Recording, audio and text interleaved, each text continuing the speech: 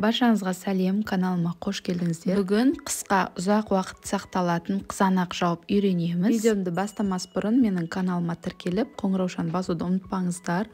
Керекті заттардың барлығын описание бөліміне жазып қойдым. Сол жерден қарап жазып алсаңыздар болады.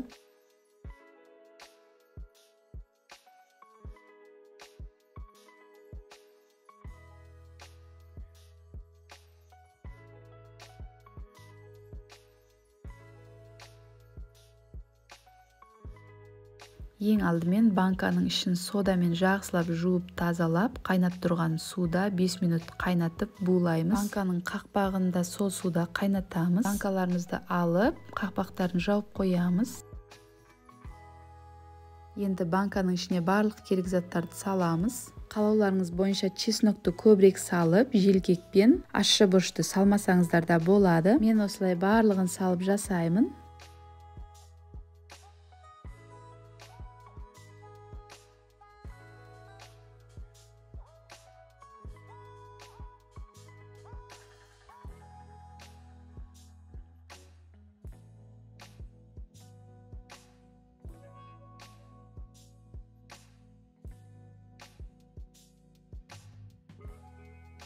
Қызанақтар жарылып кетпес үшін қолдарыңызбен қатты баспаңыздар. Енді үстіне ыстық қайнаған су құйып, қақпағын жауып 10-15 минутқа қоямыз. Суды қызанақтар батып тұратындай етіп толтырып құйыңыздар.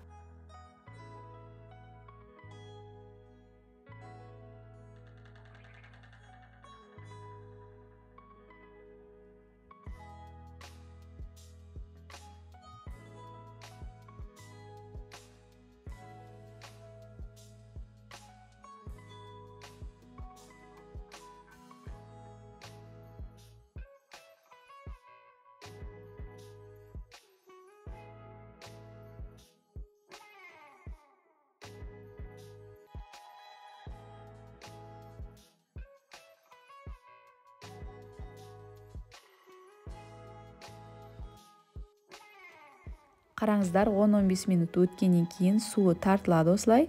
Енді бұл суды төгеміз.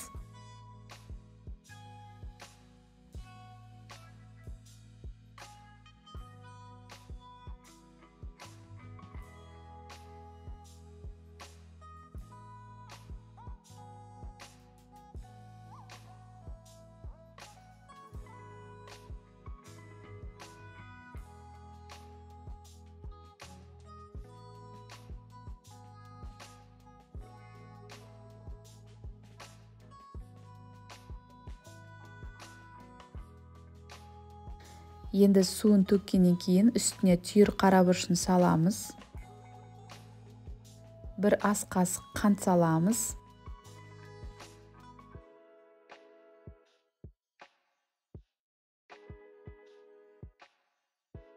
Банканың литріне қарап тұзын саламыз. Мендегі банка 3 литрлік банка, сол үшін 3 ас қасық тұз саламыз.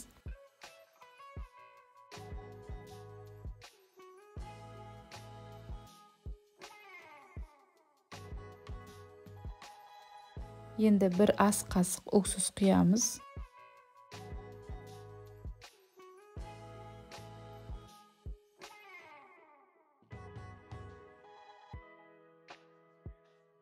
Қасықта қалған уксусты қақпағына тамшылатамыз.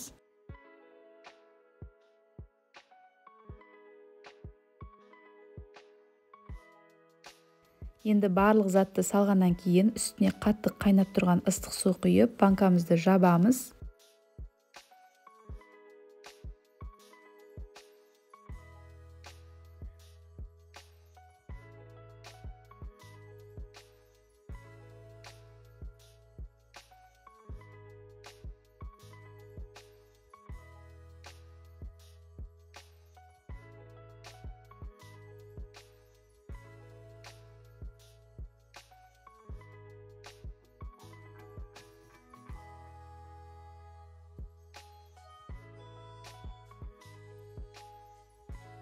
Міне біздің қызанағымыз дайын. Енді ішіндегі тұз, қанттар еру үшін видеодағыдай араластырамыз.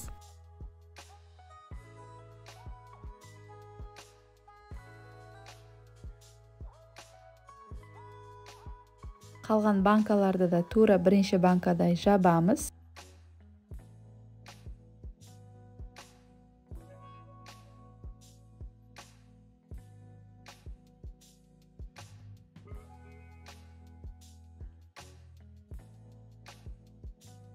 Енді жапқан банкалардың барлығын аударып, үстін жылығып ораймыз. Толық суығанша осылай 2-3 күн тұрады. Суығаннан кейін салқын жерге алып қойсаңыздар болады.